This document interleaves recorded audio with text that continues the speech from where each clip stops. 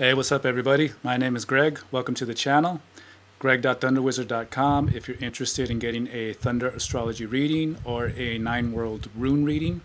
And today I'm going to be talking about the earth signs in Vedic astrology. And those are how I made them in this graph here. I did the fire signs in the previous video. And I'm going to be doing the, and these are the original houses that they land in. This is the first house, Aries, and we got Leo in the 5th and Sagittarius in the 9th. Those are the fire houses. I was talking about those, but now I'm going to do the earth signs, which is Taurus in the 2nd house, Virgo in the 6th, and Capricorn in the 10th. So the earth signs are all about practicality, especially of the mind. They're very much into like common sense. They're very grounded in their bodies, and they're all about living in their bodies and the mastery of the senses. So these people can really excel at being a yogi, one of those type of people that masters the physical body. That's where they get their spiritual consciousness from. It's from mastery of the physical body. So they're very much into this practical world and really thinking in really a common sense kind of a way. So they're very, they got a good stability about them. So the first one I'm going to be talking about is the Taurus sign, which is the original 2nd house.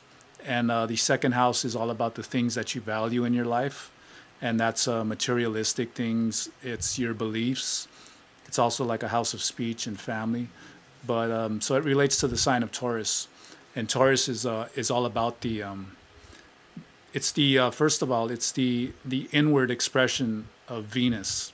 In fact, all of the earth signs are, if you notice, the earth signs are all in even numbers. So these all represent the inner expression of the planet that rules them. So Taurus is ruled by Venus, and this is the inner expression of Venus. And Venus is all about this luxury and this feeling of love and relationship.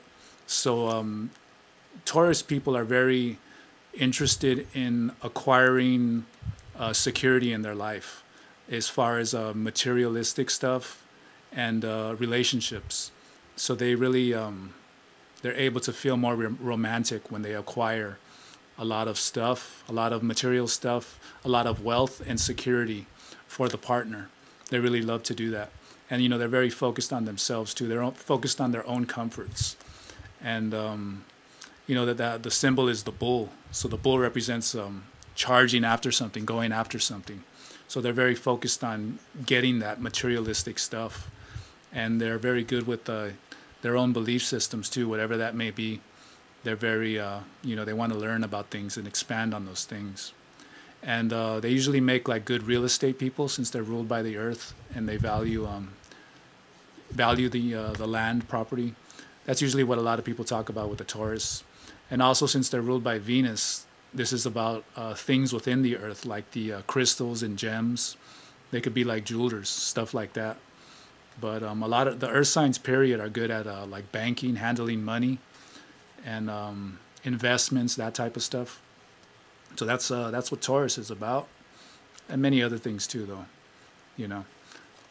So then we go over to Virgo. Virgo's original place is in the 6th house. So the 6th house is about enemies, diseases, debts. It's also a house of service as well. So this is Virgo is the inner expression of the planet Mercury. Mercury is all about the intellect. It's all about communication. It's all about analyzing things, information. So the Virgos are people that can focus on one thing and focus on it good. So they're really good with analysis, detailed analysis. They could make good lawyers or good, those forensics, police detectives, ballistics, doing all that type of stuff.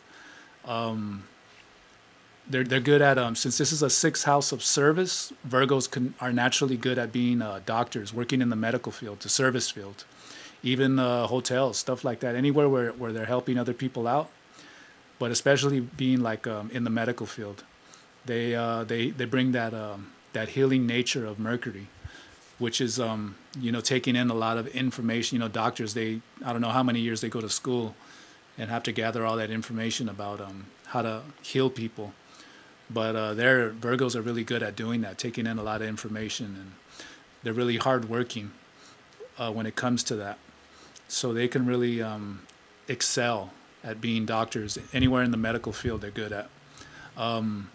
Being though that this is also a house of disease, they're very when they get a little too much on the negative side, they can get into that neurotic kind of energy, a lot of mental nervousness going on, because they're naturally the sixth house. This that energy is just within them.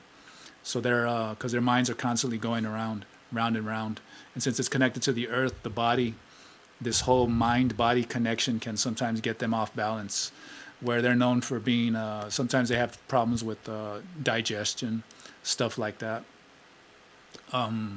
So they're known as the most weakest of the signs, but that doesn't mean that they're going to always be that way. But, it's just something that you want to be aware of, But they're really good healers when they get powerful. They can be really good bankers, investors, anything that's working with the physical body too. Especially since they're ruled under Mercury, they can be good novelists, because novelists are, they're writing a big, long story, and that takes a lot of time and dedication and hard work and focus on one thing. So they can be good at that. If they do get a little more on the negative side, they can be really picky about cleanliness and orderliness. They can get a little too neurotic about things. So they don't want to get that to that level. They want to keep that in check. We'll